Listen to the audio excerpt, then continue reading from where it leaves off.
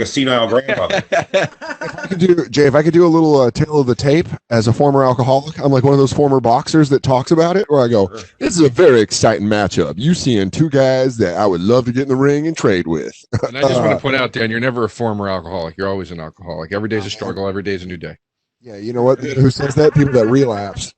I call you a dry drunk. That's my favorite one. When it seems like I'm angry at you, Dan, you dry drunk. Just converted to marijuana, the crypto of alcoholism. Currency.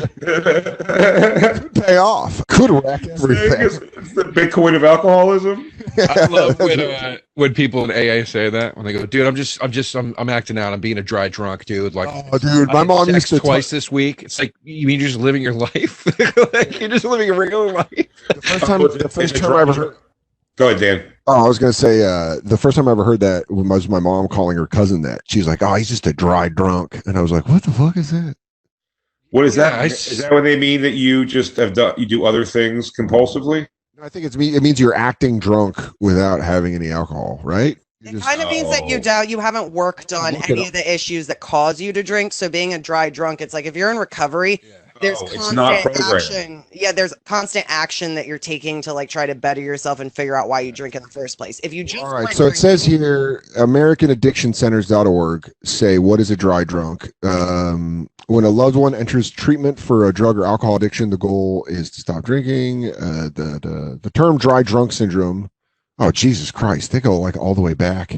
Great. We upset DJ Lou. He's gone. Evans pretty much nailed it. It's like, it's when you do the behaviors that were leading you to drink. So it's like, that's why it's always sex or something. They go, I keep having one night stands and being a dry drunk. Like that's cross addiction. Dry drunk is like you quit, but like nothing gets any better. It's like you just don't drink. You don't really you're like sad about not drinking. So she's, it's what Christine's saying. The signs and the symptoms they're saying are resentment towards friends or family, anger and negativity surrounding recovery, depression, anxiety, and fear of relapse, jealousy of friends who are not struggling with addiction. How do you not feel those things? You're hanging out with a bunch of fucking nerds that don't drink. I'm a dry drunk. Oh my God, I'm realizing how much of a dry drunk I am because it says romanticizing their drinking days, being self-obsessed, replacing the addiction with a new vice. I'm like, oh my God, I'm a dry drunk. And I'll tell you this, not because I wish any bad on you ever. I want you to understand, when I was going through my fantasies of this pandemic, ultimately cartwheeling right into the apocalypse, and we have to eventually take up our arms the way we said. I was like, in the apocalypse, even if we plan on living tens of years more in the apocalypse as fighters and survivors, as they call them on the Walking Dead, as we are walking around survivors, I do picture you, though, going back full tilt, ripping butts and drinking.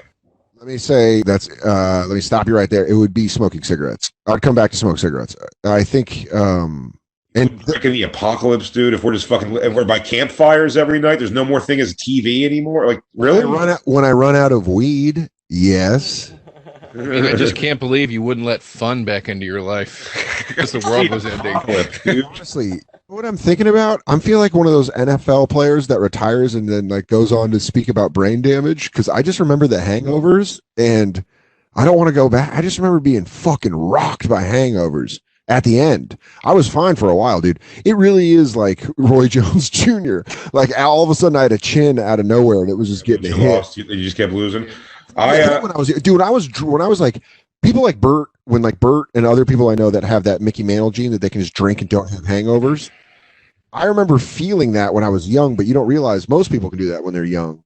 Bert's in his fucking 40s doing that, and I'm like, that's insane. Yeah, I can't stress this enough. You're not going to survive the apocalypse belly aching like that, dude. You got to toughen up, son. You know what? Yeah, but then I got to drink a fucking leather pouch of gin. Like a damn weakling. You gotta drink a cow's hide full of booze. He goes, here, take it. Take the gas water. And I go, he goes, we storm it. We storm and we grab their food and their women. And I go, hey Joe, did you ever work at Helium Indy? Was that a good room? Just us having long conversations in the apocalypse. Dan, you're the dashing lead. You're the dashing lead man. So you got to smoke butts and do a shot before you give us a fucking speech about how we're going to move forward and get society back up, dude. No, man. Sweet. I'm a powerful number 2.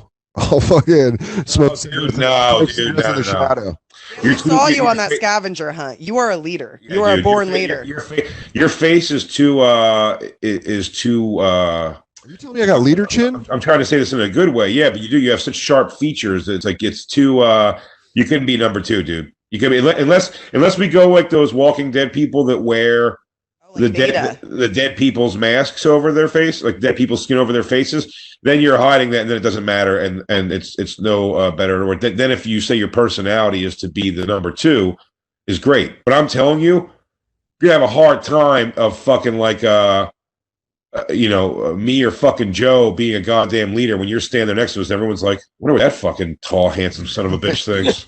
Dan, I'll lead, and you can be my second. I totally want to lead. I know these two fucking fat neck goofuses over here told me what they feel about, but I'm curious to hear what that sharp, angular face son of a bitch thinks about all this.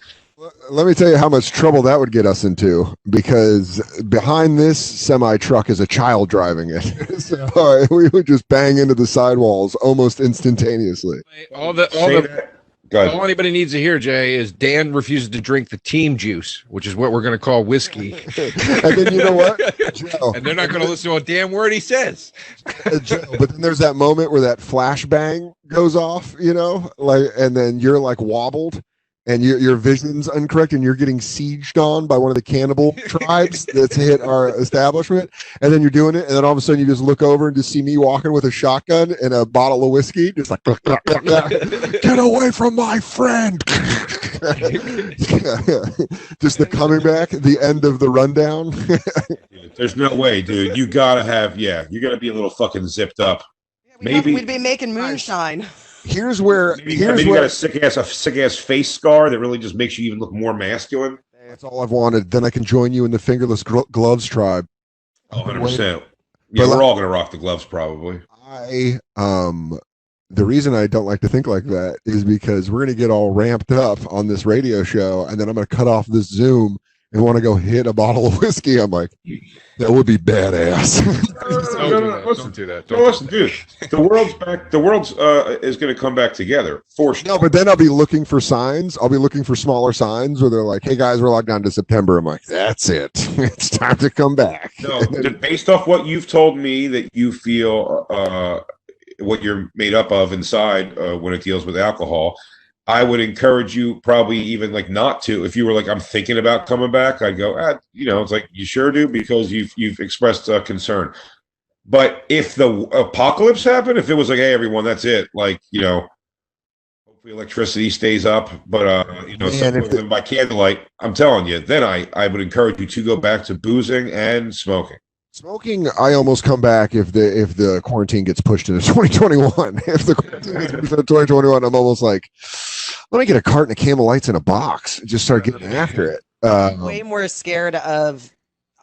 Me personally, I'm way more scared of smoking a cigarette and having it become a real problem and addiction again than I am of booze hitting me that way. Like if I drink booze, I don't know, I might get too drunk, it might be fine. I feel like I could walk away from it. Like the minute I smoke a cigarette, I just want more and more cigarettes. It's never ending.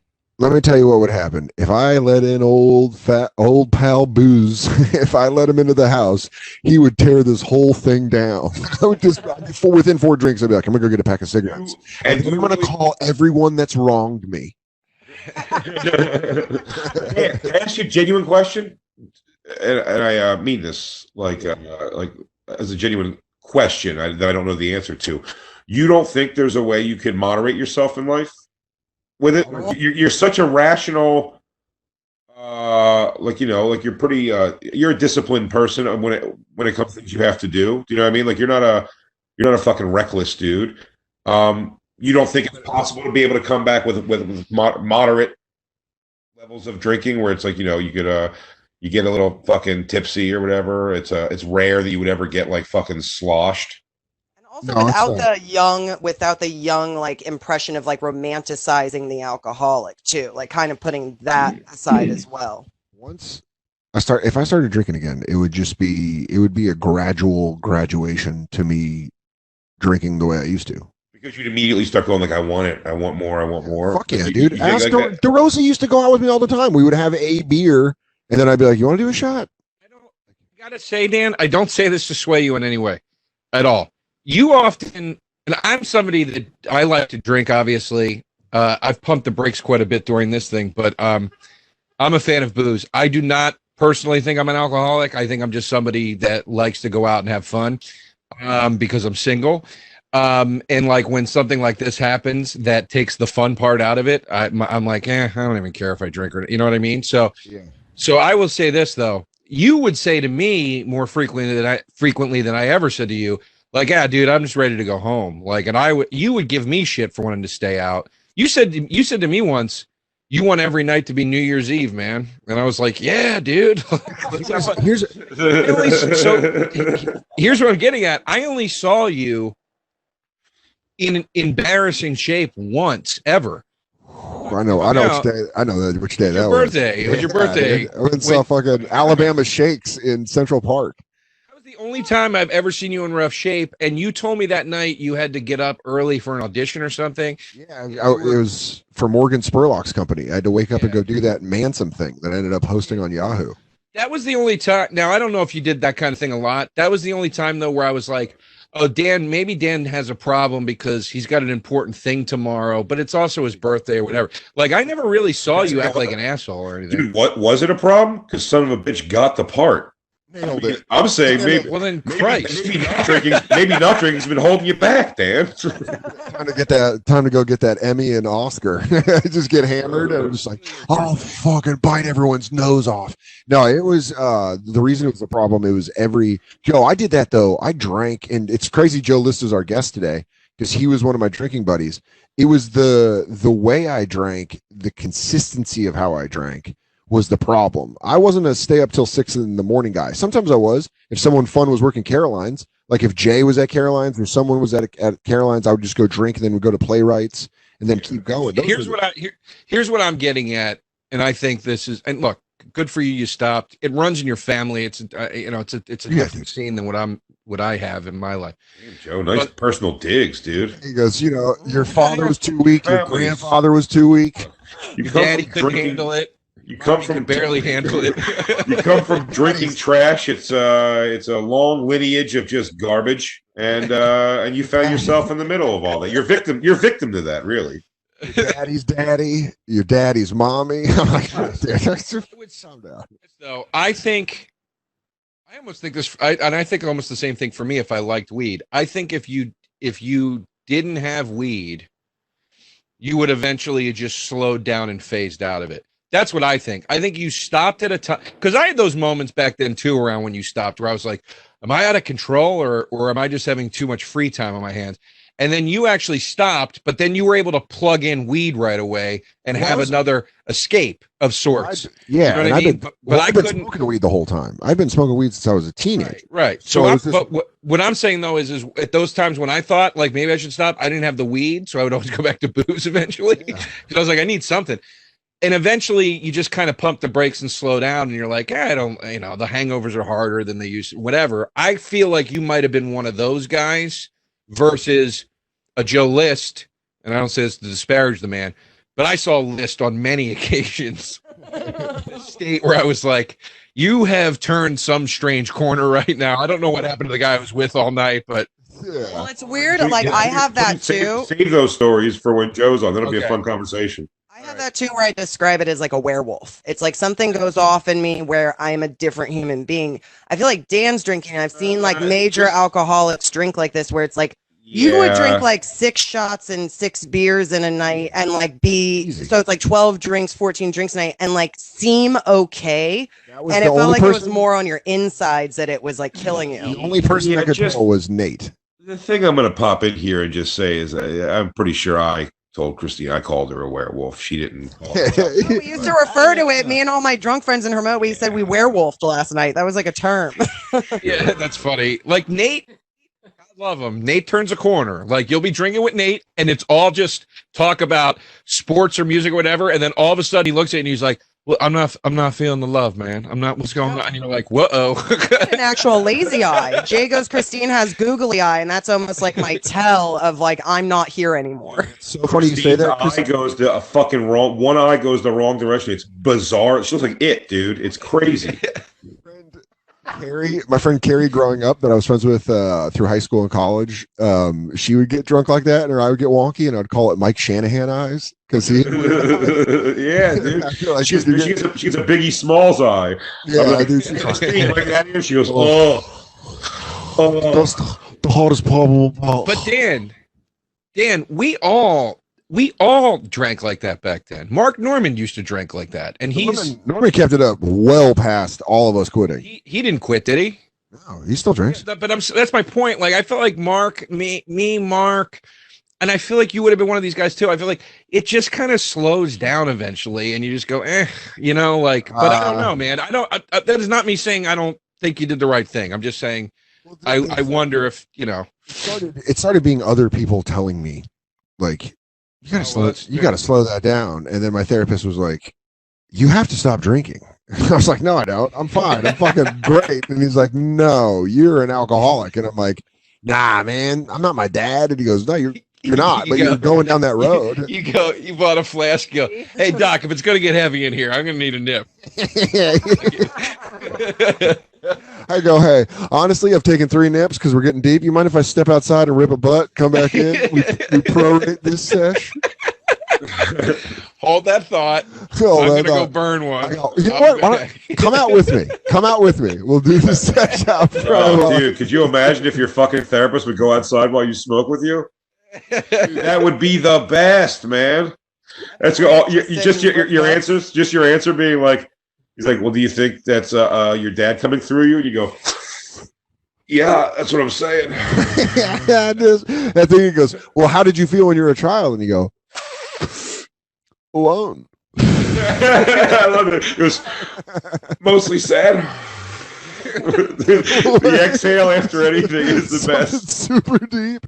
You go, and where did that happen? And you go, "It was at my birthday party." He goes, "And what did your dad do then?" Molested me.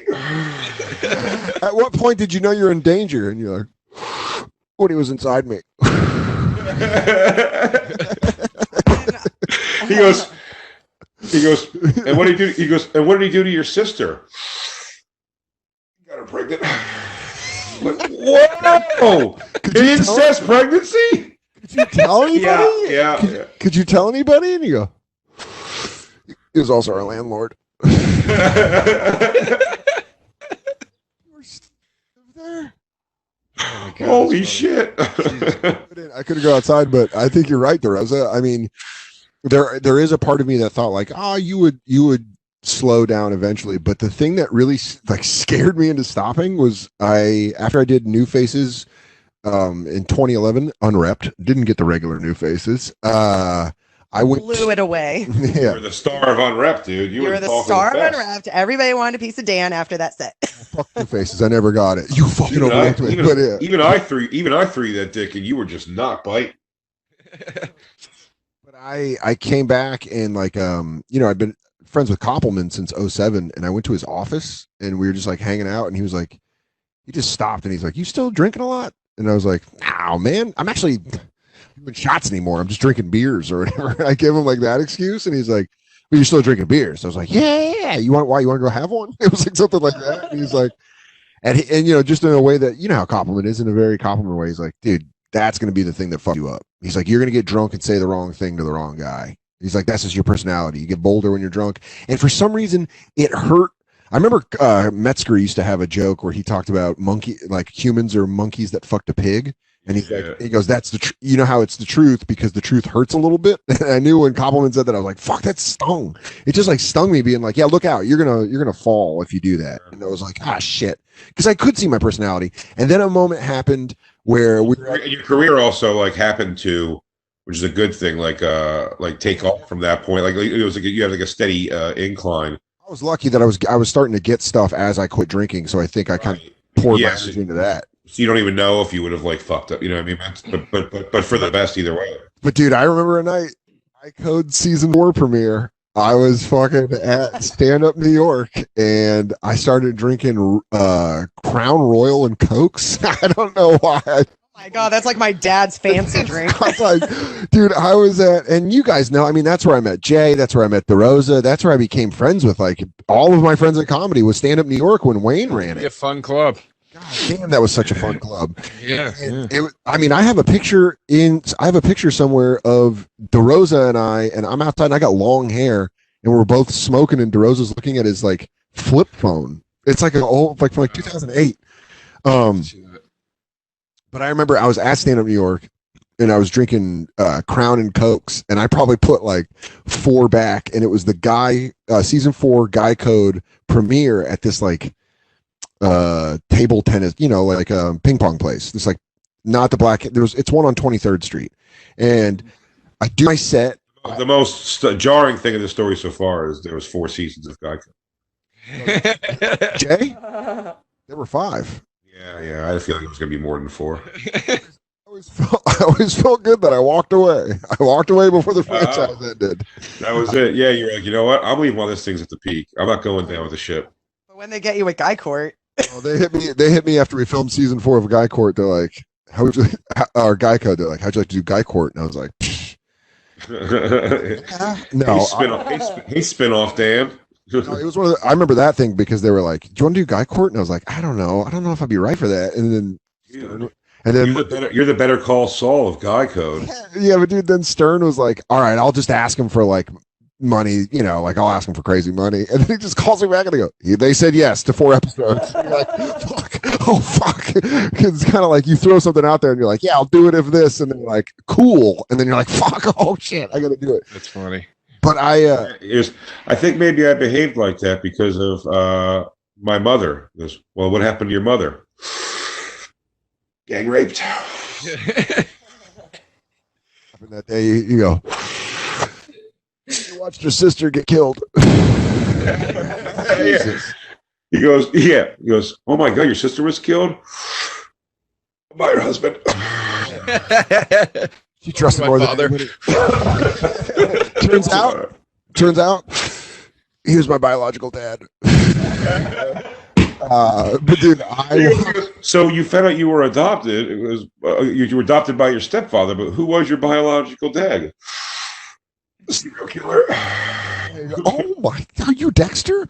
But anyways, I showed up to that premiere, and I remember I walked to the bar. I did a shot of Crown Royal and a Heineken. I had a Heineken, then I did another shot of Crown Royal, and then Andrew Schultz and his girlfriend were like standing there, and I was like talking to him. I think I was being like pretty animated about something, and I just remember Schultz goes, "You think you should head home?" It was like one of those, and I remember being like, "Ooh, okay." Shitty thing to say. No, I'm sorry. But he wasn't saying it like. No, don't dress it up. That's a shitty thing to say. Even if you could have taken your dick out and pissed on the floor, I wouldn't have said that to you. I just been like, over here, man. I'll see you later. Joey, have you ever drunkenly like made a booby yourself at a comedy club? I can tell you a couple boob moves. I went to the series. This one stings a little bit. Let it out. I was like 39. I went to the series party, the series finale party of The Meltdown, the show that Jonah and Kamal had on Comedy Central. It was at a bar a block from my house where I was living in LA at the time. It was a bar that I would go to a lot. It was open bar. Uh-oh. And there was a blackout in LA. So it was like this real wild vibe in there. Yeah, dude. I just imagined a bunch of hands touching people. The bar wasn't swing with ivy strings. The bar's electricity was on, but there was a blackout. No, I'm sorry. It wasn't the blackout. That was a different party. Anyway, it was just the finale. My good friend Reginald Denny's driving his truck with me. Is he going fast? Sure. Did he deserve what he got? Come on. I tell Reginald, I go, don't stop at the light. You're going to regret stopping at the light. No one ever talks about I'm telling you right now, what's the worst going to happen? A cop's going to show up. Good. Run the light. And he goes, look, I'm a trucker. I don't want to lose my CDL. Dude, getting danced around while beating him with the cinder blocks, dude. And I'll tell you what, being the guy, I said he's always going to regret not listening to me then. Dude, being the guy that's with Reginald Denny in the car when he gets pulled out, and you go, Reginald, don't stop, Reginald. Ow. Reginald, don't stop. He goes, what do you mean? It's a red light. He goes, dude, I know, but look what's happening around. He goes, dude, these guys are just misunderstood, and they're having a show of expression of things. No, but still, maybe you're right, sure, but let's just drive, dude. You know, like, listen, man, I truck around this country, and I know the problem that black people have is with rich whites, not the working man. And then they just pull him out, and he's like, yeah, I'll tell you right now. He opened his door for me. He goes, "What's up, guys? You getting it all out?" Just yank him out of the car. I'd rather get beat in the head with a brick than think that. Well, hey. He leads with his union number. He's like, Reginald Denny, Union 211, pipe fitters. And then they just like fucking pull him out. Oh, fuck. So, dude, they whooped his ass. Yeah, I was at this party, this finale party. So it was, there was a lot of people there. A lot of people there. Oh, man, and by the way, important people. Important. I got so drunk. You were what? With Sam J, actually. Sam J was living in LA still at the time, and she came in, and Sam and I were just people. Like, when we met, it was just like, we're doing shots, right? Like, we just like clicked. And we started throwing back these. You and Sam J. Sam J. Okay. And we started doing shots, and then like, but I was floating around the room, man. Like, when one person dipped out of the party, I found somebody else to do shots with.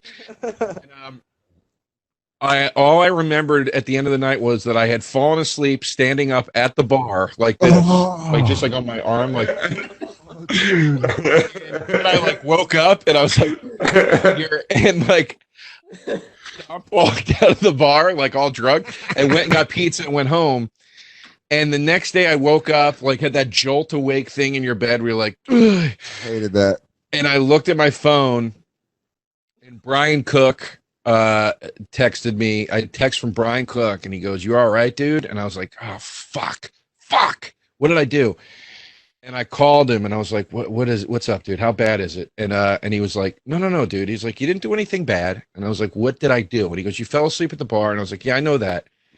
He goes, "Well, right before that, I found you in the bathroom." He goes, "You were standing over the urinal, just standing there. When I walked in, you asked me, how do I flush this thing?" That is so fucking funny. I was just like, oh, Jesus. I've had a few of those, though, man. I had one of those where fucking Vince Vaughn and Peter Billingsley carried me home. Wow. What? Damn, dude. You were in a fucking Vince Vaughn joint? That sounds like a movie. It's like I was at the Wild West Comedy Festival in Nashville, and we went to the party the first night, and same thing. I got like whacked, and then I just fell asleep in the corner. Like that's the worst thing I would ever do is I would fall asleep. Vince Vaughn, you on your way back to your hotel, was he going, "Nah, Joe, you can't be doing this, buddy. All right, we're gonna put you down. You gotta stay down. You can't be going to sleep." Was he charming on your way home? Here's what happened. That was a good Vince Vaughn. I went the next day in my bed again, like. Dude, people don't realize how much that fucking Attell blackout joke, like time travel, is so true because you really come to and you're like, where have I been? There's a Sublime song called "What Happened," and that literally it's like this. You're like, what did I do? What did I do? And it's like you don't always remember what you did. My first blackout, I saw a picture of myself talking to a guy that I had slept with that I hadn't talked to since I slept with him, and it was just us in this intense conversation that I had no recollection of. You not talk to him or he not talk to you? We just avoided each other. Yeah. We fucked again. Don't worry. That one. Jesus. That one. As soon as I woke up, Joe, just let a moment of silence go for a second because Christine does things like that, blurts shit like that out, and immediately regrets it.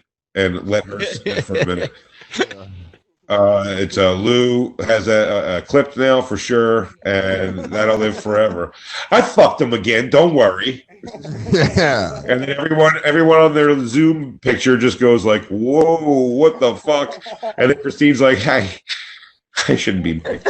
She goes, I'll say it right now. I fucked him again, and it was better the second time. That's when you come all over my face. Okay. I should probably have more shame than I do. You don't have to be ashamed. You always just say it with such like you don't have to be ashamed at all. You just say it with such oomph all the time. I sucked him and his friends off, and what? We're like, all right, stop yelling at us. You don't have to give us the dirty deets. You don't have to give us the dirty deets. Yeah. What? I love cum. I love it. It's the fluid of life. I'm sorry if I love cum so much. I want it, and I wanted a lot of it. Everyone's like, okay, that's fine, but why are you yelling it at us? We all love cum here at the bonfire. I still have some of it. I'm like, I saved it in my purse. Sometimes I squirrel. Purse is my pussy. Yeah. Jesus. Sometimes I swirl a couple ounces in the old cheeks. You know what I mean? Just let it time release down my gullet because I love cum. because I make little cum balls like this, like Dippin' Dots. She rubs it on her fingers and waits for it to dry and peels it off like glue. Yeah, like we used to do in third grade, where she goes, "I'm just peeling cum, Jay. I'll be right there." What? We all love cum. Fine. Next subject, please. Joe, you were saying? As you were saying, in the hotel in Nashville, when you do the what happens. I had faint flashes of Vince Vaughn being in an Uber with Vince Vaughn. And I was like, that's a funny thing to have faint remembrance of. Yeah, it was such a weird thing to have. Yeah, exactly. So I get up. I'm like, oh, fuck, man. What did I? Fuck. I start panicking. I go downstairs to the lobby.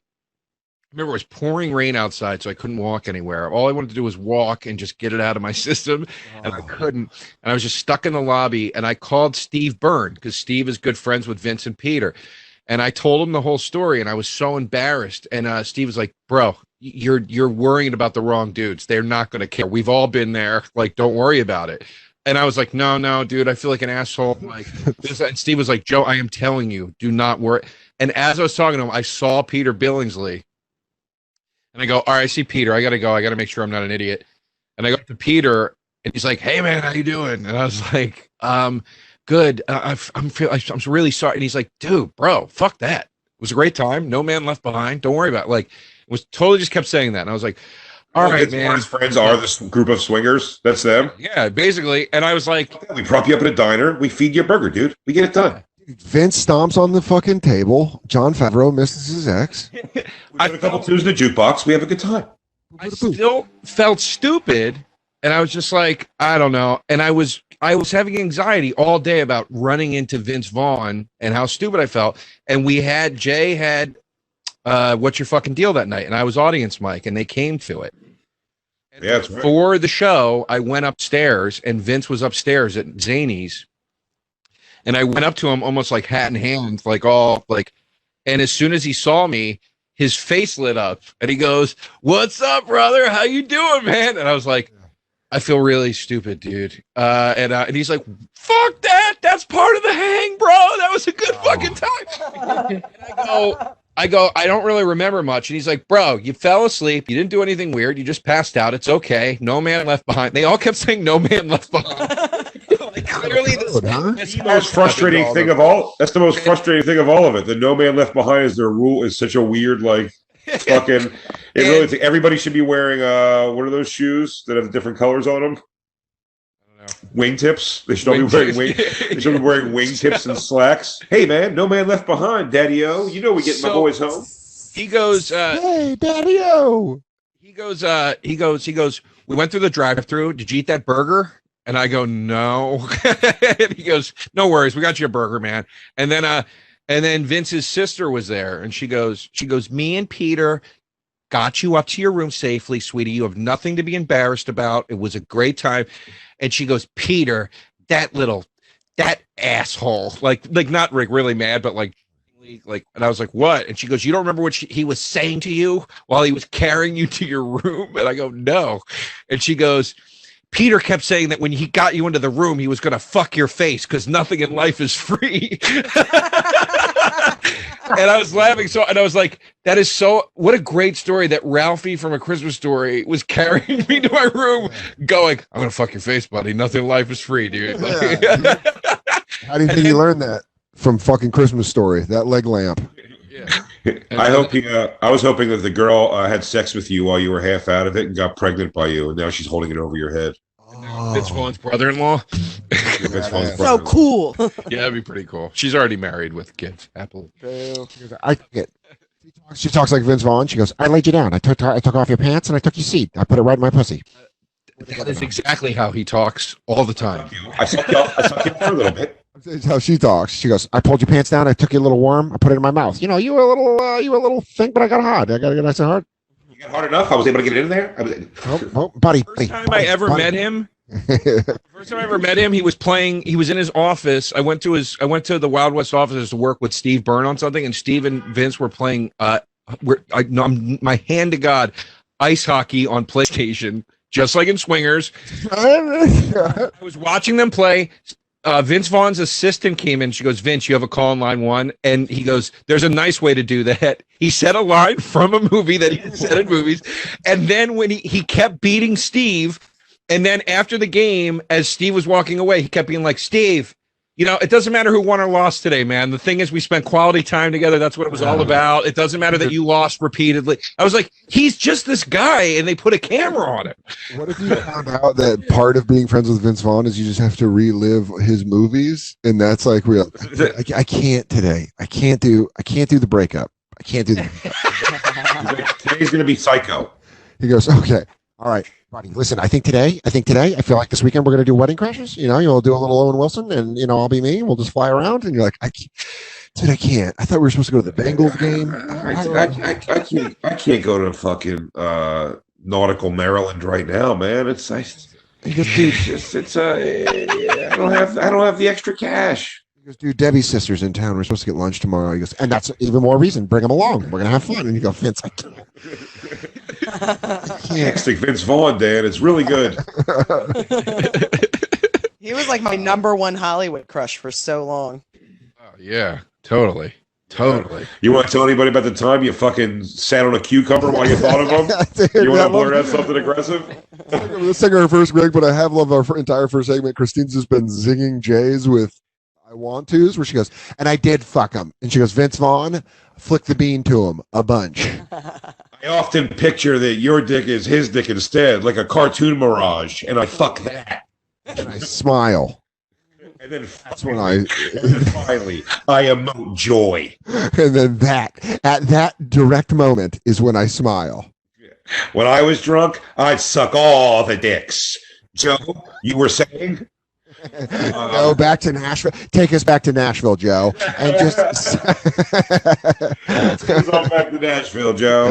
Sidebar. I just munch cum like I was born to do it. Oh, that's great. I really just thought, I have my story of like puking behind David Tell's back, Mohegan Sun on the bar, but that wasn't even from alcohol, like too much alcohol. It was what the alcohol was. Like I threw up from like the taste and warmth of the alcohol. Maybe just it was gag throw up. The dumbest one I've ever had, the scariest one I've ever had was the same summer that I did Montreal. I went right from Montreal to Denver for my friend's wedding, and we were just like drinking. I was just binge drinking. So I like went from binge drinking in Montreal down to Colorado, was just binge drinking, and I went to a Rockies game. I don't give a fuck about the Rockies. And they were playing the Cubs. We started drinking tall boys at this bar down by Coors Field, and they had like a tall boy and shot special. So I was like, why are we even going to the game? I said that to a bunch of people. I'm like, why go to the game? Let's just get fucked up here. And then this girl that was cousins with my friend's girlfriend was there. And we were just hanging out and went to the Rockies game. Don't remember it. Walked in. And then I woke up the next morning in my mom's guest room in her townhouse with that girl. In her robe. Never. I think more things about your mom. In my mom's clothes. In her curlers. Inner curlers with my toes painted the plum purple she uses. In front of her vanity, sitting right there, wearing. You brought Christine, it's the only time I've ever, outside of school, like bring a girl back to like I can't imagine. I haven't been single as an adult in a long time, but I can't imagine like going to a bar and like bringing a dude back to like my dad's new house. Oh no, man! The only time I even tried it was there's this bar that's like in Aurora called Emerald Isle, and it just like has a good view or whatever. And there was some real. It's a roadside bar, if you know what I mean. And so there was one night we were hammered at Emerald Isle, and I was like, "My mom's apartment complex has a hot tub. Let's go to it." And he's like, everyone was like, "Yeah, let's do it. We'll get fucking beer and we'll go." And then that was the only time I ever tried to get people even remotely to hang out. So when I woke up out of a blackout at like 6 a.m, and then there's just this body next to me, I'm like, oh fuck, how do I get the fuck out of here? And then I heard my mom leave to go to the take the dogs to the dog park, and I was like, you gotta wake up, we gotta get the fuck out of here. It was jolting. All this talk of booze is giving me the itch.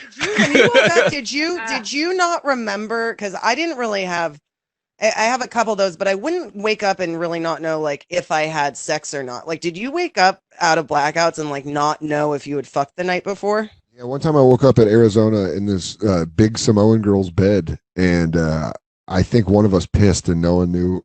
Neither one of us knew which one it was. Did it smell tropical or did it smell domestic?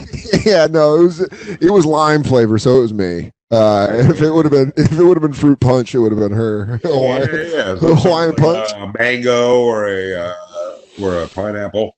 I go, that's papaya. That's you. That's your sis right there. Mashed potatoes. That's me. Fucking crack a brewski right now, boys. I ain't gonna lie about it. Yeah, dude. Never DeRosa to open. If I have a beer, I'll have a beer with you, DeRosa. And guess what I'll do? I'll put Gatorade in a solo cup and then smoke a binger because I brought my bong back with me. Yeah, dude. That's what I'm talking about. We all got vices. Yeah, dude. Let's get dirty together. It's funny. This might be a fun conversation too when we have Joe List join the show after the break here. But I've never had the experience in my lifetime ever, and I'm happy to say, of bringing home like a first night or one night hookup in front of roommates. I think I'd be weird about that, like in general. I told you I brought. That's not true. We had hookups with Mike, and it was awkward. Right. I mean, not on your own, but like there are definitely times where it's like we'd have a girl here, and like Mike would try to like say something over her head, but she was right there. Yeah, that was the night I squirted all over that girl's face. You knew who the queen bitch was. Joe, you were saying? She goes, I came in her mouth, you came in her mouth, and then we snowballed it, and then it was just great. Joe, Tennessee living, how is it? That girl's hands made me gush like the Bellagio. Joe, your thoughts? Yeah. Never lived in a proper roommate situation. You've always been a couple with a roommate. Right, and me and Christine,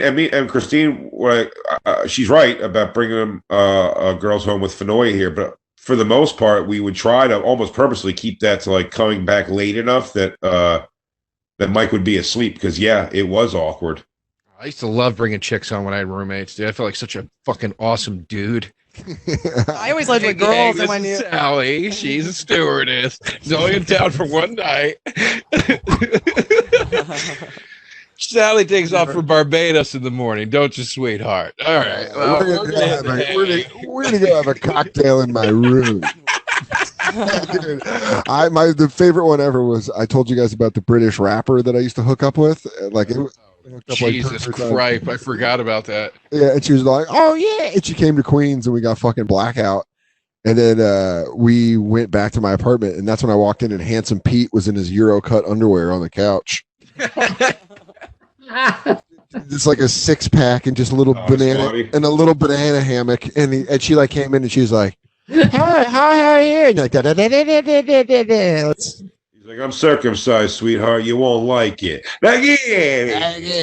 Now go have some toast and cracker. Take our first break, run off in our respective directions, and come back when we have our friend Joe List is going to be on the air with us. It's going to be a lot of fun. Joe DeRosa, Quarantine Third Mike. Without a Country is the podcast. The network is Gas Digital. Check it out where you can catch Legion of Skanks and everything too. Without a Country, Dan, of course, is on Billions every Sunday right now, which is pretty fucking sick ass. Sick ass, dude. Six and Jump, the podcast we do with Ari Shafir. It's been a lot of fun. And we'll be right the fuck back. It's the quarantine tapes, but it's always the bonfire. We fucked again. Don't worry. Thanks, Lou. Who's the DJ now, motherfuckers? Small crowd. DeRosa and Jay are drinking beers because we were swapping drinking stories first hour. I also made a little pickleback. Oh my God, Joe, you are an alcoholic. Hey, maybe he is, maybe he isn't. Who's to say? I like Joe's like, oh no, man, I don't even want to drink. And then we talk about it for an hour, and you're like, all right, let's fucking get into it. You got me all stoked. Yeah, you got me all stoked up with those stories, dude. Joe, it's funny, Joe List, by the time I was spending any kind of time with you, like at the clubs and seeing you and hanging out with you, I think you'd already stopped drinking.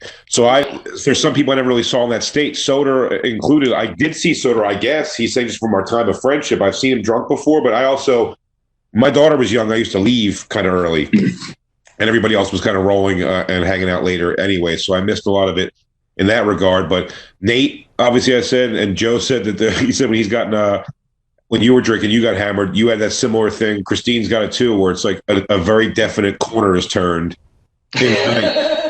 Which I thought was such a hilarious way of describing it. It's so true. And Christine was saying her friends and them called it turning into the werewolf. And I said, Nate's that person too. It's like there's just one sip that he comes back from, and it's like, this is the new guy now. My Uncle Dale, who's Soder's drank with, who's basically my age. I always say my uncle, and it sounds creepy because I'm like, my uncle and I, we fucked 2 chicks and drove drunk. People are like, your uncle? Yeah, it's so Puerto Rican of you. But he's like 3 years older than me. But we used to always laugh about, like, the next day would always be like, dude, you got like really unreasonable last night. Like, yeah, I drank like a handle of rum. And you're like, all of a sudden you got disagreeable, man. Yeah, maybe it was the 10th shot. What was the Joe? Because you've got some real war stories. I mean, dude, he's got one. He's got days. like legendary drinking. He went for it. He was a Hall of Fame drinker. What was the one that tipped you? Because sometimes people go, you know what? My last night drink, it wasn't even that bad. I had 2 beers and I just got sad and I was like, I'm done. Did you have like a legendary, like, okay, this is it. I gotta. No, I was one of those guys. Like, my last night drinking was at Helium in Philly, and I had like 3 beers and a whiskey. It was kind of whatever, but I was just sad for like a decade. But yeah, I mean, like, I shit in the girl's shoe. I got herpes. I was a horrible vandal. Like, I just vandalized every night. I would steal street signs and like the arms on parking garages. I would snap those off. I'd kick in windshields and mirrors. Yeah, and I would piss everywhere in public restrooms. I'd piss all over all the toilet paper and stuff. I remember the night at the describing it. Hold on, Joe's describing himself like a soccer hooligan. He's like, I would sing songs loudly. I'd wear scarves in warm weather. Old school Irish drunk. But I'm telling you what, I find that interesting because where is that same thing? I said when Christine would get obliterated, it was just like you're talking to a completely different person. Do things, say things that she doesn't, but there's some element of that in the person. Like you are what I would describe as mild mannered. I mean, overall, you know, I don't mean that in any kind of a bad way. I'm just saying, like, you're a pretty you don't seem like a mellow guy. You're not the guy yelling something out on the street, like telling a story. You know what I mean? Like, and it's such a weird thing to hear, like that wild side, like ripping and breaking things. I'm like, what? Well, it just sounds so out of character. Well, I have a lot of anger. It's all just built up. I'm trying, but yeah, I'm filled with rage. I mean, Dan's success, I just think, is appalling. No, I'm kidding. But no, I do have like anger issues, and so I would drink and just lose my mind. I also at that time like wasn't getting laid. I wasn't in a relationship, so I was angry about all those. And my career was shit. I had no money, so I had a lot more anger then. Do you remember the night we did this?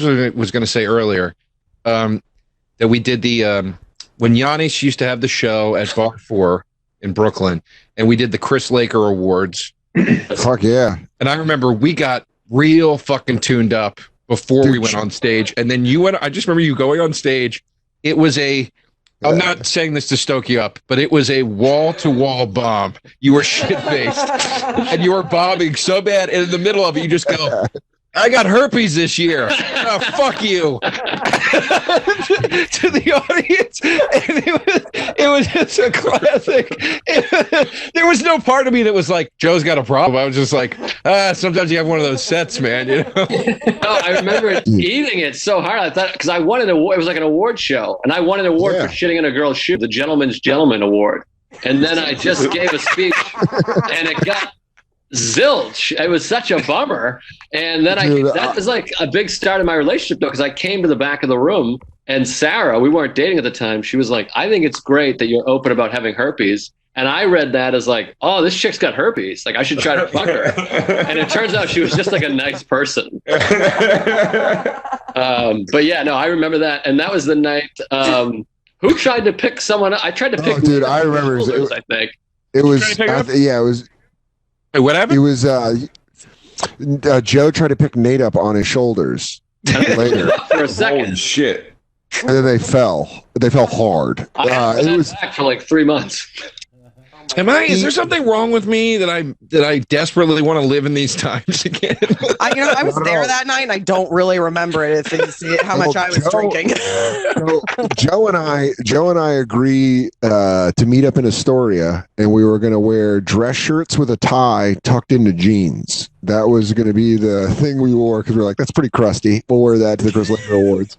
We go to a bar called Gilby's in Astoria and drank a bunch before we went, and then took a fucking 70-minute train ride to Brooklyn.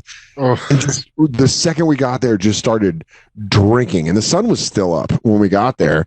And by the end of the night, I'm smoking a cigarette, and inside I just see Nate get really tall, and then I just see him go sideways because I was out front smoking, and I come in and Joe List is holding his back, and he's like, It was one of my favorites.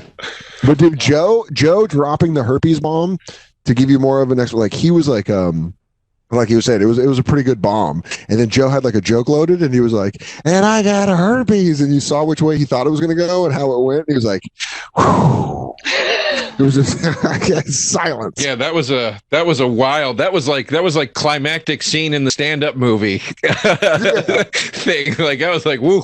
Yeah. It was such a bummer too, because it was all comics. So like you really want to do kill for comics, and it was just like, woo. Dude, I remember the night we went to Family Values tour, and Nate got hammered there, and I guess it was like a Friday or something, or a Saturday.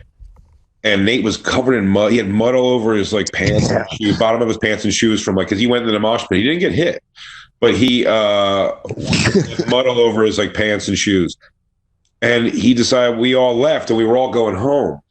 And then the other car, it was like 2 cars or 3 cars of people. The other car called our car and was like, Nate's saying he wants to go to Dustin's show at Broadway Comedy Club and go on at the upstairs room or whatever he used to do, like a midnight show. And we were like, dude, like, nah, man, we all said we're going back to the neighborhood. This is when we all live near each other. And we're like, we're going back to the neighborhood, man. Let's just all go back there. He's like, Nate wants to go to so we just rush over there because it's going to be something chaotic. I mean, we know Nate's like out of his head. And when we get there, it's after a melee that has taken place because Nate went on stage obliterated. I don't know if he was saying anything or being funny. Maybe he was. Maybe he wasn't. There was some guy, his wife was like yelling, just heckling him. And they said he was like, no idea what he was talking about. They said, and he just goes, "Hey, buddy, why is your girl such a cunt?" And like it's just like Nate doesn't even curse on stage, let alone the one he drops is cunt. He's like, "Why is your chick such a cunt? She's such a cunt." And the guy just like wanted to fight and had to be like escorted out of the place. And Nate was just like blindly not even knowing what was going on. I think he just kept trying to like explain over the shoulder of the people throwing the guy out, like that he doesn't even know what he meant. You know what I mean? He's like, "No, what's the problem?" And where that happened at was at Broadway. There was a bar around the corner, Barcelona Bar, which DeRosa introduced us all to. The reason we went there was because of DeRosa. Oh, the sweet Barcelona Bar. Oh my God, it warms my heart. Yeah, think about it, Jay. That was an Eagles bar. It was people that owned it were from Philly, and it was an Eagles bar. Yeah, one of the guys is from Chicago. One of the guys is a Bears fan. The other guy's I went to that bar one night ever with the comics. My dad was in town, My biological damn, dad. I missed the Gary hang at Barcelona. I'm mad about that. We've had Giannis on the show where he's talked about this. Yeah. Giannis is one of the people I remember being there. I don't remember everybody else who was there, but my dad, when we went to this place, we went. He came with me to Broadway Comedy Club, and then everyone was like, "We're going to Barcelona." So I went over there with like it was like Nate. Nate was definitely with us. I think it was like Giannis and him were buddies and everything. So we went with the group over there with my dad to have a few drinks. Dude, my dad was just getting drinks in them and started just telling some dirtbag stories from the 70s, dude. It was like you guys ever fishbowl? Yeah, what the fuck is that? He goes, it's where you take a bath and a lady pisses on you. I'm telling you, he said some weird thing. He was like, yeah, one time me and your Uncle Tommy double teamed a girl, and she was complaining it was cold in the house. We had no heat, so we opened the oven, and she put her head in front of the oven, and we fucked her. It was like, okay. And like everything was once about like fucking a hooker when he was in the service over. It was these weird and no one knows my dad at all. This is like his third time hanging out. He was just ripping through stories. Yeah, me and Uncle Tommy down in Philly. Just tell these Isn't he also like a crazy one-upper? Like if somebody would tell a story, like he'd have something. No. You're thinking of that kid. That's one of my favorite stories ever. I talk about Nate being involved. Was talking about a good drunk story. Yeah, that kid. This kid Kyle, he used to work for Lewis on a street team. Okay, he was a wild one, and we just noticed the thing. Well, hold on, because whenever you bring up Lewis's street team, I always think of Murphy Brown's secretaries. How many the rotating people have how many people you've met that you've been like, oh yeah, you some are dead, Lewis's dude. Street team. Some of them are dead, dude. It's crazy. Yeah. Well, Lewis's street team. That's crazy. Yeah, where the fuck was I in saying that? I'm sorry. Kyle one-upper. Yeah, the one-upping with Nate. Yeah, so it's one of the best, dude. I'll tell it real quick, as quick as possible. If you don't know it, Joe, this kid Kyle, we found out that if you get him drunk when he gets drinks in him, if you tell some kind of story, his personality was just a one-up. So he would just make up a clear lie to be more. So if you were like, yeah, I got into a fight with two guys and I was able to get out of there without getting hurt, he tells you about fighting three guys and winning and beating all three. And it was without fail, and he wasn't doing it to be funny. And we all went to that Nice Guy Eddie's. Remember that place with the Kiss guys used to be on the thing right there? Because after Lewis shows, he would go, the best wings in New York City. they were not. Yeah. But we go to this place because it was like cheap beers and stuff, and they had Guitar Hero. But we take him there, and we're bullshitting with him. And there, it's like loud music, but everyone's telling a fucking story like it's crazy. So I told a story. I made up some story about fighting off 10 guys at a bachelor party when I used to drive the girls. I was like, yeah, I had to fight off. I didn't knock a bunch of them out, but I got out of there and everyone was safe and I was able to hold my whatever.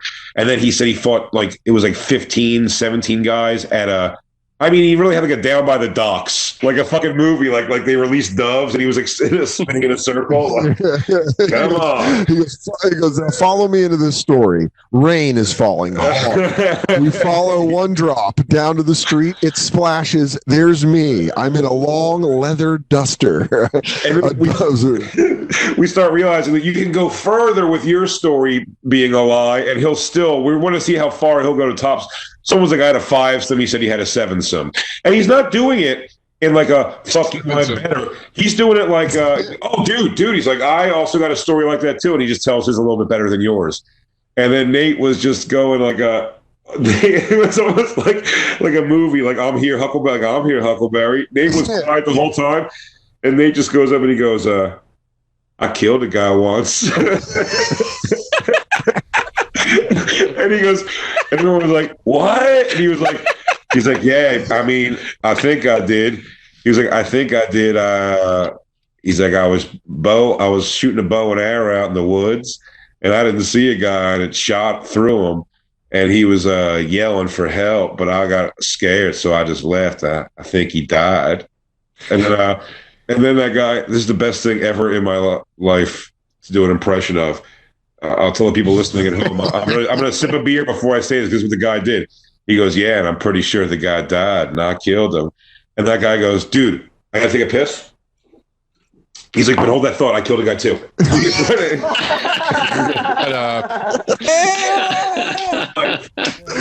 It's so funny. He's like, dude, hold that thought. I gotta go take a piss. I killed a guy too, though. Don't.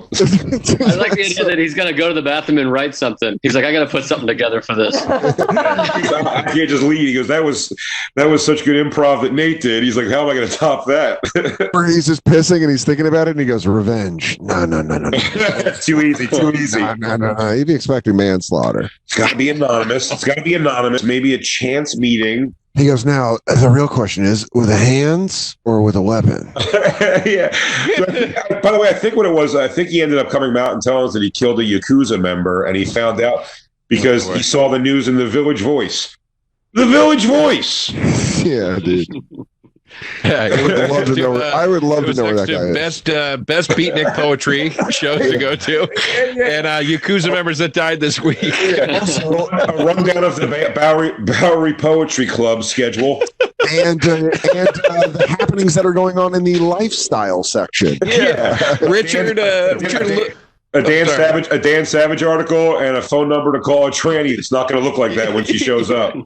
Rufus Wainwright returns to the bitter end. Yakuza member was found decapitated in the sewer grate. Known Yakuza member dead because of badass. Yeah, he goes, no clues in the murder, as the person who pulled it off must have been an assassin. That's so fucking funny. That's so funny. I mean, there's people. One of my favorite drinking stories was with Joe List when we did Joe List and I did his Uncle Dale's firefighter benefit. And so it basically what it is it's a comedy show and then just a bunch of Massachusetts dudes getting fucking hammered. And so Nate and I were doing it and Joe went with the flock and turned against me because I was like, oh yeah, you guys are all Boston Bruins fans. I'm from Colorado, but Avalanche, Ray Bork got one in 2001 and List is hammered and he goes, we were talking about it's a different personality and he goes, Ray Bork got 2. And I go, no, he didn't. He got one in Colorado. And then for some reason, everyone in the bar that was from Boston just took Joe's side because I was an outsider. And they're like, nah, he got 2. I'm like, how do you guys not know this? Ray Bork got 1 Stanley Cup, and that's it. And they're like, nah. It was just a whole night of me being stuck against a wall of people from Boston. And I was like, I just got to go outside. And Nate was like, I don't know, buddy. Just go take a walk. That's just what Nate said. Go walk it off. Dude, didn't Lewis stay at your parents' house and drunkenly walk in? Did he walk into their bedroom? Yeah, no, it was amazing. So, I mean, I got a couple of stories about that night with Nate too. But so, I remember that. Was that not the night that we all hung out in Rhode Island? Was that the weekend? That was that weekend. No. The one from the firefighter show was that weekend. Yeah. Yeah, the firefighter show because Jay and Dave were at Catch a Rising Star in Providence and met up with us for that second show, and then we all Comedy Connection. Yeah, and we all met up at a strip club that Corey said that he brought us to. Yeah. But that week, that best part of that firehouse show was we were all drinking at my uncle's house, and we were like, all right, we got to head to the gig, and you and Nate were like, oh, we still have beers that were not finished, and both my parents go, so do we. All the car was like rum and cokes and beers, and you guys are like, "What the fuck?" We're like, "We're going to firefighters and cops. We're good." Yeah, dude. And everyone just drove with open containers. It was wild. My family still does it was a fucking. People would drink at that thing. That whole entire weekend was drinking. But dude, the Lewis story is one of my favorite drinking. Were you there for that, Dan? No, but it's one of my favorite stories, regardless. That one, I had appendicitis. I had my appendix taken out in New York, and I just went home to recover at my parents' house in Whitman, Mass. And so I was on like pain pills and boozing. And then I don't know if it was social media or something. Nate texted and was like, "Hey, I'm at Bridgewater State College." And I was like, "Dude, that's like a mile from my parents' house. Like, you're down the street right now." And they were like, "What?" So they came over to my house. But the crazy part was my parents had gone to bed. They were like, all right, good night, Joe. And I'm like sick. My back hurts, whatever. I just had surgery. So they go to bed. Nate and Lewis show up at my house. We're sitting in the back porch just boozing it up. I got pain pills. So Lewis is eating those like, cereal. And we're all banged up. And then Lewis is like, "Where's the bathroom?" And I'm like, "First door on the right." And somehow he goes to the second door on the right, opens the door, and it's pitch black. So he's got his hand and he's just sliding it around the wall looking for a light. Yeah. And my dad springs up out of bed. It's like 5 a.m. and he's like, "Can I help you?" And Lewis is like, "I'm looking for the bathroom." But like, the last my dad had seen was just me with like an ice pack, like pilled out, being like, "Good night, Pop." And now there's just like a 200-pound whatever. Yeah. And that 20-pound Puerto Rican in his bedroom. And that voice in the dark too. "I'm looking for a bathroom. Give me your wife." You were to be like, who do you think a home intruder looks like? And you just describe Lewis. I mean, under the scar. That's really funny, man. The best part of the Firehouse show that I loved was we brought our own beer. We're just drinking like PBRs, and the guy got pissed. It's like a VFW, and the guy's like, "You can't bring outside beers." And he was like yelling at us. And then Dan and I did the what do you call it? The raffle. And because it's like Boston firefighters, one of the raffle prizes was like a 30 rack of Busch. Yeah. So one of us won them. We just started cracking them up and drinking them. And at the end of the night, after the guy had scolded us, we thought we were helping. So we took all the empties and just started putting them on the bar. Like, empties. And the guy was like, "What the fuck is this?" He's like, "We're going to lose our liquor license." And we sincerely were like, "We're helping you clean up, bro." Yeah, dude, we thought we'd hang out and fucking clean the place up a little bit. That was great. Hilarious. No, it was fun. Those telling those stories is like, I would love to get hammered, but I know for me where it leads, it's not pretty. Dan, remember we did the VFW where they made the cakes for us, right? I brought you to open for me, and they made the cakes for us with our faces on them. Oh my god! That was a night drinking where sometimes when you wake up from drinking, Joe List had my favorite line about it ever that he said to me in real life, where he goes, when he was telling me about when he shit in the girl's shoe, he's like, "I woke up in this apartment and I didn't know where I was for 3 minutes," and I was like, "Yeah, that's crazy," and he goes, "For 3 minutes. Do you know how long that is to not know where you are?" Yeah. Just to wake up and be like, "Fuck, oh fuck." But I was drinking with DeRosa. I was opening for him in Pennsylvania near his parents' house, and we did the gig and then went and drank at his buddy's house. And I woke up in his buddy's basement as confused. I woke up for a good minute. We and fucked again. Don't worry. I know it's such a nice townhome. I was like, I don't know anybody that's got this nice of a townhome. And then DeRosa came downstairs. I was like, oh shit, we were drinking then. But yeah, we did this one nighter where they made cakes with our faces on it. Yeah, they put our pictures on the cakes. And I remember I was so mad because Dan had a really good set and I bombed horrifically at this fucking VFW. And remember during my set, I go, "What do you guys do out here for fun?" And the one guy goes, "Burn crosses." We're like, yeah. All right. Well, that's, dude, if you flying's crazy. We're going to take a break, hanging out with Joe List from Tuesdays with Stories and my Full Metal Jacket. It's the Bonfire. Full Metal Jacket. And of course, Tuesdays with Stories is Joe List. I did a couple of weird roadies with DeRosa when we were young. We did a Clayton Fletcher bowling alley gig in the middle of somewhere, Pennsildvania, I want to say. That was the night of the New York blackout. It was the night of the New York blackout. So we lucked out by being away from the blackout. However, we ended up staying at someone's basement very uncomfortably, whatever it was. I wish I drank more on a night like that. You think about all the uncomfortable places you've slept in comedy. Just being like, oh my God, dude. The worst for me, the most uncomfortable I've slept ever is because the size of the place, where it is, and what's going on around you is for a while they had the comics stay in an apartment above a warehouse right across the parking lot from Chilkoot Charlie's in Anchorage, Alaska. oh, It was such a big apartment. It was like too big and nice. And you just felt the same thing I think with that Marco Island gig. I told you, it's the apartment. It's too nice and big. And I'm like, I don't know where I'm at all. And there's a lot of room for somebody to be in here without me knowing. yeah, dude. I check every room when I stay in places like that. When I come home at night. Yeah, I much prefer like. Last time I was in DC, actually, they gave me like what they call a suite at that fucking shitty motel or hotel they put you up at now. But it was like all it just had was like an extra sitting room, and I'm like, I gotta be honest, like I'd rather just have the smaller, and I've changed to like a smaller room. I'm like, I'd rather just see the whole entire room. You know what I mean? If it's if the extra area is something I don't give a fuck about anyway, I'm like, I'd rather just be able to know my whole surrounding. Jay, that one at Chilkoot's too. If you remember, the stairwell leading up to the apartment literally looks like a stairwell you would be in if you were going up to where Jeff Goldblum has constructed his telepods. Yeah, it was very industrial. It was just so industrial. Yeah, it was so and loud. creepy. Yeah, it was really loud.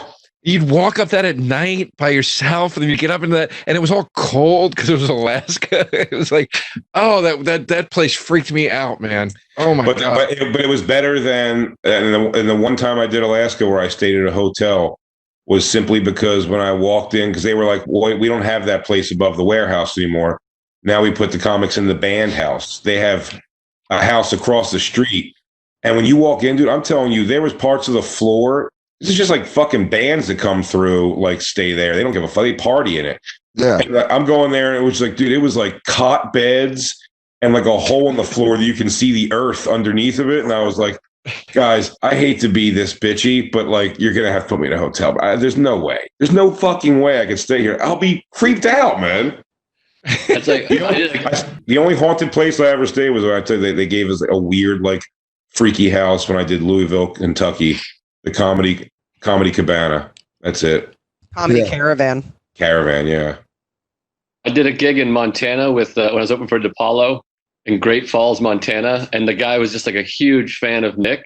So it was like a theater, and it's Great Falls. So Nick sold 300 tickets in like a 2,000 seat palace. The guy just thought Nick was like the greatest. Well, he's obviously like one of the great comics, but he picked Nick up in a limo. It was like a stretch limo. So funny. And Nick was like, absolutely not. And the guy was like so heartbroken. He's like, what do you mean we got you a limo? And Nick's like, I cannot go to this gig in a limo. Dude, there's no way. And the guy was like, what? And he's like, just drive me in your truck. I can't do it. And you can see the guy, the driver was like, oh, and the driver's suit was like too big for him. He like put his head down and like got in the limo. And the guy was just like, oh man, sorry. I just thought, and he's like, no, it's fine. So we drove in like a Ford Taurus to the hotel. But Nick's like, you can't just get out of a limo to like a fifth sold theater. Yeah, dude, there's nothing worse than when people overdo the details like early in your career on stuff like that you're like, man, maybe we should have put all this oomph into promoting the show or just anything, because like I've had that before too. They pick you up in like a fucking beautiful SUV like type limo. One of them, I did the Trocadero. That's where Bert did his that's where you did your special too, Dan. That's right in my special. Yeah. Trocadero, yeah. The Trocadero. I did that for the guy who used to run Rascals. Thought I'd be able to put some asses in there. And I mean, when I tell you there was under 70 people, at an 1,100 seat theater, right? Under 70 people. It was off. And then he had us like then limoed over to like the after party at some club, dude. The thing is, like, of the 70 people, like 10 were people I invited to come, but I thought they were going to see like in front of it. It's humiliating. But everything was like so. First, we had like bottles at the after party thing. It's like, what? It was that kid Jason Pollock, who's a sweetheart. His heart was in the right place, but you're just like, dude, this is a failure of a night all the way across the board. Yeah, you're putting ribbons on a piece of shit. You're like, oh, look how nice this is. Do you know who one of the people in the audience was I invited? My ex-girlfriend from right after high school. Not her, but her sister, who I knew would trickle word back to her that you shouldn't have broke up with me, bitch. Look where this guy's at, performing for an empty theater. Sweet Jay. They didn't even come to the after party. Oh, my sweet boy. I'm so sorry. Dude, there's nothing worse. Did you see her when you were on stage? The entire time, dude. I saw all 70 people. Oh man. There's nothing worse than eating shit in front of someone that you knew before comedy. Damn, dude. Eating shit, but then also eating shit in front of nobody. Oh, man. I ate shit the first time I headlined Comedy Works in Denver. I did the South Club, and they had me on a Thursday, and I had like maybe 2 months under my belt of quitting drinking. And it was everyone I knew growing up was in the room, and I fucking ate it. I just didn't do well. I was like, I was talking like peanut butter mouth, like, oh, you guys know. Oh my God. Here's what blows by that situation. I think this is to be very, very true. By the time you have your people who like you stayed in touch with loosely, even like over the years, that like, they're when they come through now, they're excited, and you want to show them and let them be excited for you. That's great. But what's funny is it never happens. Maybe it does now with like YouTube and everything, but it never happens fast enough in the time where my first decade in comedy, I can still tell you the names of the 20 people from my hometown that I wanted to see me like killing in front of a sold out crowd and stuff like that. And the thing is, like, when some of them would come out, it wouldn't be a sold out crowd. I may have like an okay set. There's a bunch of things or I'm opening for somebody, but it's like, it's not my thing. You know what I mean? Right. By the time you want to show them and you have the ability to show them, like, look, shows are sold out. I've done something here pretty awesome. You know, it's like, you guys are probably pretty excited to know me right now. By the time you get to that point, those people are like, yeah, I knew that guy in high school. We weren't like friends. Like, they wouldn't even call you friends anymore in the circle. It's like, yeah, because it all becomes so relative. You know what I mean? They were really your friends for 2-3 years of your life. Do you know what I mean? Yeah. These people you wanted to prove your point to. And then by the time you're like, yeah, I didn't really know him that well. That's cool, I guess. He does comedy. The time you want to rub it in their face, like, they'd come and they go, yeah, it's pretty much what I figured. 15 people on a Friday night. Yeah, but I think he was funny in high school, so he's fine, I guess. It's nothing that impressive. I think the drive behind that, like when you first feel that when you're young and you get into comedy and you're like, I want all these people to see me fucking rip it. That's the thing that pushes you through those moments when you're walking in a weird hallway. And you're like, it smells like stale Marlboro Lights. And they're like, yeah, you sleep in the hallway tonight. And you're like, excuse me? The pillow. But you sleep in the hallway. And you're like, okay, that's great. I think it's that, like, thinking of when you're young and you're like, I'm going to fucking be something that gets you through that. Because if you were kind of like expectations, you'd be like, this is very uncomfortable. By the way, it works out for the best for those people, too, because even now, when they do pop up 20 years later and they say something like, do you remember, like, I went to high school with you or whatever, like, you were so funny, and I thought now your answer is always some sort of version of like, yeah, that's cool or whatever. Doesn't even really matter. I was in a movie too, but that's stupid, so whatever. I mean, who cares? I mean, I'm in movies all the time. It's so dumb. Yeah, movie shrinkies or whatever. It's a long process. It's actually pretty boring. Yeah. Oh, dude, I brought a girl with me one time to a gig I did somewhere in Reading, PA, and it was like a bar, and I was spending the night. They said they had a condo upstairs from the bar, and I was like, well, whatever. I have this girl. I want to, like, hook up with this chick. It'll be good. I ate shit in a hillbilly bar and then drank enough that they had a karaoke night going, and I thought it would be funny to this girl to sing If You Leave Me Now by Chicago. I thought it'd be funny to her, not realizing that I'm at a honky-tonk bar that's taking this karaoke pretty seriously. So just to bring the mood down, and me not nailing, no, baby, please don't go. I ate shit at the comedy show, then I ate shit at karaoke and brought this girl, and I mean, we fucked on what I can only describe as a military cot in a heatless, like, room that was like, it wasn't even painted, it was just a drywall structure. It was so, like, scuzzy, and you're just like, and it was, at the time you were just like, that's the gig, man. It's why I always say I love that video. The actual reason I've watched so many times, the Denny, you know, it's like, yeah, Denny's, what the fuck is up, Denny's? You know that show list? The clip of the kids, it's like it looks like a Hispanic, like, metal band, and they're playing. I'll have Christine bring it up when she comes back. It's only 20 seconds. But and I think you'll see what I mean. And Joe, I've showed it to you before. I've seen it many times. Yeah, it's this Mexican metal band, and they're playing a gig. And they have a big mosh pit. Christine, bring up the what the fuck's up, Denny's. People are moshing, and it's not a lot of people. It's like, you know, let's say somewhere between 20 and 30 people. And when the kid grabs on the microphone, he goes, "What's up? What's up? What the fuck is up, Denny's?" And he's playing. They're performing at Denny's like after hours or something, you know, at midnight. Yeah, dude. And Shane brought it into our lives, and it has affected my life greatly because it's something. It's a good mantra. I call it one of the most, like, heartwarming videos to me, because it just hits a nerve with me that I'm like, man, I remember when you would invite people to a show that you know was only going to be 10 people showing up to, but you're like, I'm doing my thing. You know what I mean? Like, you would never be like, when me and Joe went and performed at bowling alley, it wasn't like, oh yeah, we're going to go perform at a bowling alley, I guess. We're like, we got a show, dude, in this city. It's at a bowling alley in a back room. They have it set up for comedy. Everything was like optimistic. That's literally the same thing I said not literally, but, you know, basically the same thing I said to Shane when he showed me that video. I was like, I love these guys. I love that this kid is this into it. There was a time when this was this exciting to you. You know what I mean? Like this was this exciting. Yeah.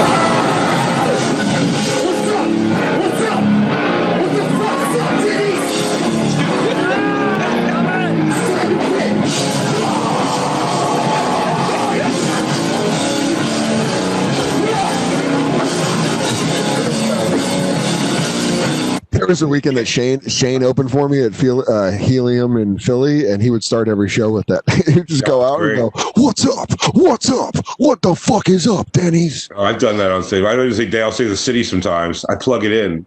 Like that old David Spade joke I used to love, where you get annoyed at a concert when you see all the Eagles in Phoenix, and he's like, "On a dark Arizona highway." He's like, cool tempy breeze in my hair. He's like, it's still us, man. He goes, warm smell of Sun Devil Stadium. He's like, all right. Dude, it's fun showing people take the hit now. Like I showed Katie it. It was like, it's such a fucking good special that you forget about it. Oh, I love that special. I love Take that special. The hit is awesome. But that what the fuck is up, Denny's? It really do you know what I mean by that list? Where it's just like a time when you give a flyer, like those kids were flyering hard for that crowd and not being like, "Hey guys, look, it's at Denny's, but it's gonna be." They're like, "Dude, Denny's midnight is gonna be the fucking sickest show you've ever been to," and you're like, "Wow, that's fucking so awesome." They're killing too. I mean, the place is going ape shit. Yeah. Going nuts. Imagine trying to wait tables to do that. You get like some eggs. You're just doing the Ace Ventura when he goes into the Cannibal Corpse show. Yeah. Dude, that's so funny. You're like, dude, 14 wants a refill on coffee. And you go, the last 2 pots broke. Me trying to get through that mosh pit. Because I'm in the weeds. I got an appetizer platter that I'm trying to bring out here. What I don't understand is like what local Denny's is like, we're going to throw a punk show here and that's fine. A Denny's that goes against corporate structure. My Denny's was a spot, but it would not let us have punk shows in it. In a town of whatever the opposite of Footloose was. That's where that happens. The manager goes, "It'd be my hometown," and I can't imagine that happening there. Yeah. What'd you say, Joe? The manager goes, "Carol, 14 hasn't got their Mozzie sticks. What the fuck's going on?" You go, "I'll tell you what's going on. I'm rocking balls in the other room." I'll tell you what's going on, man. A fucking pit like you have never seen. Of course we're going to be backed up. That moon's over my hammy can't get to 72 because these guys are fucking bringing it. Yeah. I also imagine whoever approved that was not aware of what kind of band it was going to be. Yeah, they're like, "Oh, is that like a Tony Bennett cover band?" Dude, to break this video down, there's so much funny. There's so many people who don't seem like they're into it at all, and then people who couldn't be more into a thing. Oh, dude! But what's funny is it looks like the max age in the room is 17. Oh yeah, but I mean the guitar player, dude, they are in. They are selling it with nobody there. This is well, you know, it's funny. This is less brave than improv. The good thing about music is you can just kind of wail it and go and hope people. I miss those. We used to have a place like that called Getronics. It was on Crenshaw. And it was just one of those spots where there was no stage. It was like the band played on the floor, and it was like some of the most into it young people I've ever seen. And it was like that type of scene, and I miss those like small, tiny shows sometimes. There is like a thing about how much cum did you milk out of that crowd? You fucking jizz farmer. You want to yell something out now? I miss the fire you had at that age. Like I remember being 17, and I had a hardcore band, and we did a show at a place called Boot and Saddle in Philadelphia, and nobody showed up except my parents and my friend Scott's mom. There were 3 people in the crowd, and everybody was like, "Let's not do the show." And I was like, "No, fuck that. We're doing the show." And I remember committing 110% to hardcore music in front of my parents and my friends. The Deacon? Never, like now I could go into a room full of strangers and I'm like, I don't like their attitude. I don't feel like doing this. The thought of 17-year-old Joe DeRosa, thought of 17-year-old Joe DeRosa being like, "I see my future is dark with death," and then the guy just washing out a glass by himself, just the bartender, with like fucking 3 people in the room, and he's like, "This kid's got a lot of anger." He's like, "I am ready for death."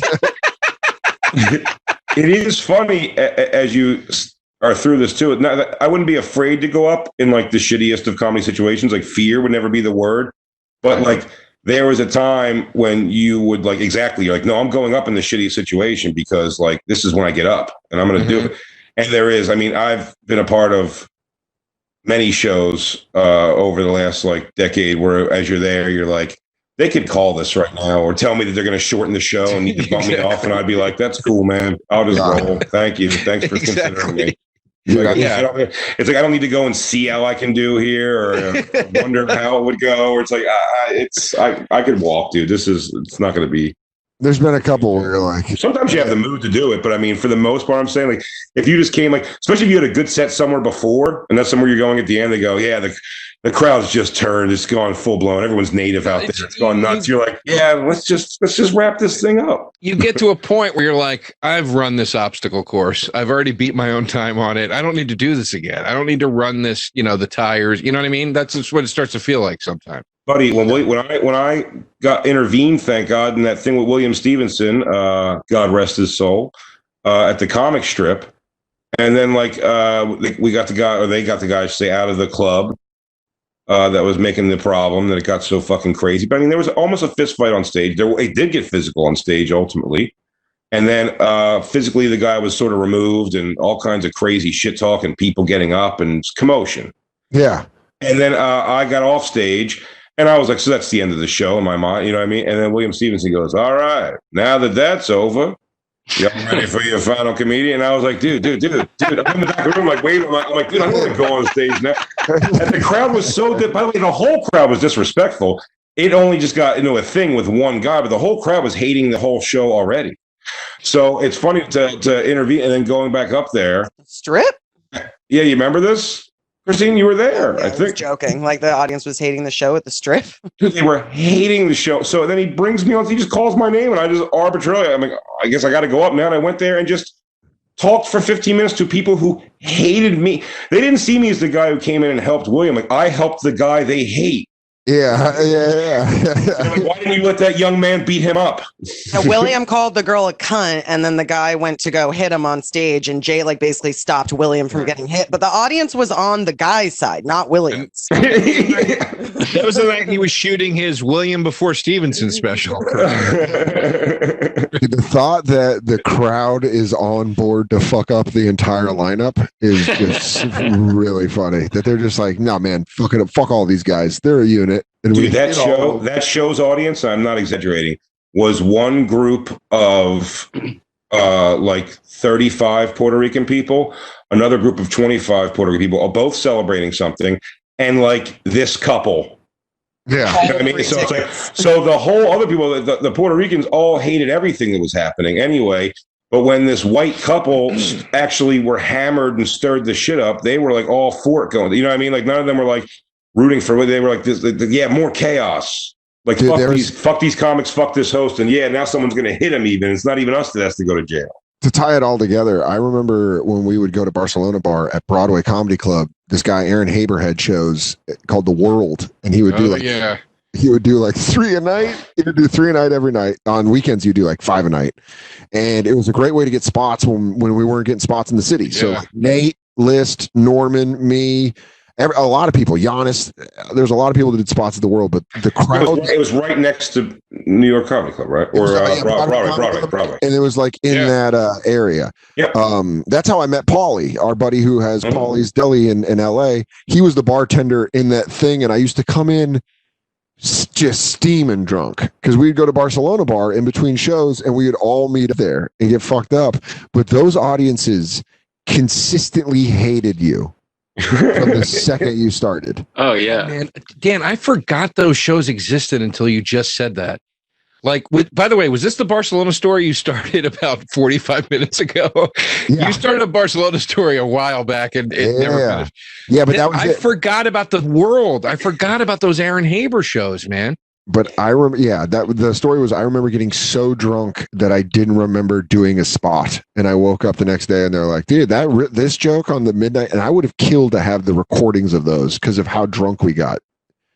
I mean, List was like, that's where we all used. You did well when you were obliterated or something, or no? Oh, you don't even remember? I don't remember. The guy was like, that. The thing you said was, he was like, fuck that crap. This thing you said was funny. And I was like, what are you talking about? I remember being mad at him. Yeah, you're like, that's mine. Yeah. I was like, that's not it was Corey. I was like, what are you talking about? I didn't go up last night. And Corey was like, no, you did, dude. You were on the midnight show. And I was like, oh boy. He's like, you did a great bit. It was a 7-minute thing about dentists and the Novocaine. You're like, I think that's a Cosby bit. All right, thank you. Cosby? But List, do you remember? I mean, dude, that bar I remember being at when you when you moved forward in Last Comic Standing. Oh yeah. Well, first of all, Barcelona Bar was like the bar I was at the most. But remember, they had there was one night where they had the Golden Girls shot because they had theme shots, like a Full Metal Jacket. They'd put a helmet on you and call you a faggot and make you do push-ups and stuff. Yeah. And then there was like wizard shit. But there was one that was a Golden Girls, and there was no costumes or characters. They just played the Golden Girls theme. Right. And I just loved the theme, and I wanted to be like, oh, thank you for being a friend. So I had like 12 of them. And finally, I ordered another one. The guy's like, dude, I can just play the song for you. Yeah. And I was like, oh, that'd be awesome, man. He's like, stop killing yourself. That was the night I threw up in the sink. It was down to like 2 of them. I think it was you and me, Dan. And I went in the bathroom and threw up in the sink. I don't know why I didn't think to throw up in the toilet. And I came out, and to like get ahead of it, I was like, some fucking asshole threw up in the sink. But it was just us two and the bartender. And the bartender had just used the bathroom. So he's like, yeah, it was definitely you. You're the only guy here. What a great way to come out of something. And you're like, you guys aren't going to believe this. Shit all over the floor. And he's like, I just cleaned the bathroom. And you're like, it seems genius to me. I'm so bad at being social and stuff that again, I never was like hung in there late on those either. But I know another like where you'd hear the embarrassing stories were the holiday parties for the different comedy clubs. The Carolines used to get people fucking every Caroline's Christmas party. There'd be like a problem in a bathroom of like someone's unconscious and might need a fucking stretcher or something. Like that happened a lot. Attell would show up at those Carolines parties like fucking Daddy Warbucks. It was like Attell just showed up, and it was like everybody started doing shots on his dime. And dude, List. Do you? So this is the Barcelona Bar Menu. If you remember, they had the chalkboard with all the shots listed on it. Yeah, and there were two columns of shots for the theme shots. One of them was, these are ones where we just play music and nothing happens, like Golden Girls. It was like, pour you a shot of Gold Saga, we play the Golden Girls theme. The other one, they were like $7 shots, and it was like, no, this is where we put on some kind of theatrical show from behind the bar. The most elaborate of which was the Harry Potter, where they would pour stuff on the bar and light it on fire in wizard hats and go, Expectorum Patrona, or whatever. And the night Geraldo died, I remember we went to the bar, to Barcelona Bar, and they had a Geraldo shot they had a Geraldo rest in peace thing on the dry erase board. And we ordered the Harry Potter shot, and the bartender goes, we're not doing it. We don't feel like doing it, because they'd be shitty about that one sometimes because it was so elaborate. Yeah. And I remember me and Joanne Grigioni and Ann Harris got in a huge fight with them. We're like, our fucking friend is on your fucking dry erase. Do the fucking Harry Potter shot. And they like did it for us, like very begrudgingly. Dude, one of my favorite moments was, we go back and forth to Barcelona Bar in the World. So you like do a show at Barcelona Bar, and then you do a show at the World. And Nate and Joe or the Rosa, people would just be at Barcelona Bar, and you just go and drink in between these shows. So I did a show at the World, and I'm walking up 8th Avenue to Barcelona Bar, and there's this tall, skinny black teenager in all red and like a red Yankees hat, and he's on the outside of the window looking in, and he goes, they're doing a Harry Potter shot inside the bar. And he goes, yo, this motherfucker know magic. And that's what he said as I'm walking up, talking to the bar. Dude, it was one of my favorite things.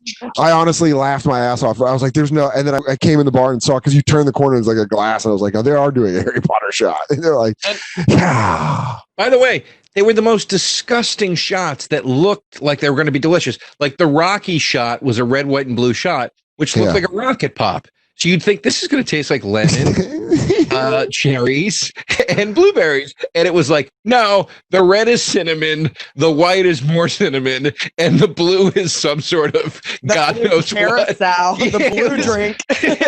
They were the most disgusting. Every shot base was like Rumpelmints. It was disgusting, man. I mean, the Golden Girls was Goldschlager, wasn't it? Yeah, it was just Schlager, and they would play the Golden Girls song, and you paid an extra $2 for that.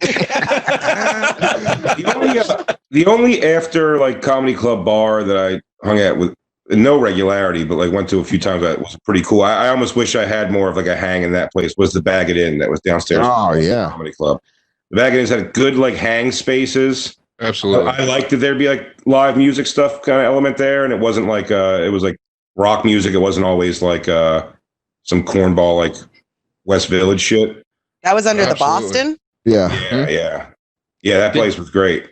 Liz, did you ever hang at the Baggett? Were you? Yeah, I got tuned up there a few times with Soder. We watched the national championship there. We watched a couple national championships there, but I remember my favorite moment was when I've told the story on several podcasts, but it's still my favorite Joe List moment. We did this like I would bark and Joe would host for this bringer show on Monday nights, and you guys knew Daniela, and she like ran that show. It was, yeah. Oh yeah. There was one night where it's her birthday today. I saw on Facebook. Weirdly enough. Oh wow, how appropriate! She she introduced me to fucking List, Koppelman. She introduced me to a bunch of people. But dude, yeah. There was one night where she ran the show, and then sometimes she'd be like, "I'm going to go up." But there was one night there was just 2 firefighters in the crowd, and the show was almost over, and she's like, "I'm going to go on stage." And we're like, "Are you sure?" And she had like wine mouth, She's like, "No, I'm gonna go up." And I was like, Joe's like, "All right, I'll bring you up." And he brings her up, and she sits down and she starts talking to these firefighters, and she's like, "Do you guys think 9/11 was an inside job?" And Joe and I are like, "Dude, this is crazy. This is crazy." And Joe looks at me and he goes, "You hit play." I forget which one it was, but he's like, "You hit play, I'll hit the lights."